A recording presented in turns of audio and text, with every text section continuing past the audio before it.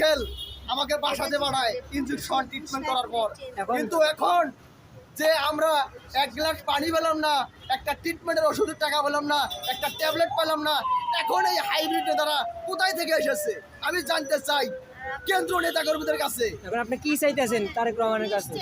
আমি কেন্দ্রীয় নেতাদের কাছে জানতে চাই এই হাইব্রিড নেতারা কেন অফিসের সামনে জ্যাম বাজায়, আর জ্যাম বাজার পরে আমাদের নেতাকর্মী, আমাদের বিএনপির যারা এই কিছু কিছু সাধারণ জনগণ ভোগান্তি হওয়ার বলে আগে আওয়ামী লীগ খেলছে এখন বিএনপি খায়।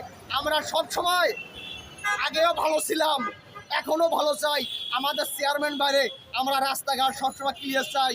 যখন আমাদের দেশ নায়ক তারেক রহমান কাউন্সিল দিবে, পদ দিবে, তারপর আমরা অফিসের সামনে সাক্ষাৎ করব, অফিসে আসবো, দেখাশোনা করব, কে কি করে না করে তার ভালো মন্দ দেখাশোনা করব, পদ দিয়ে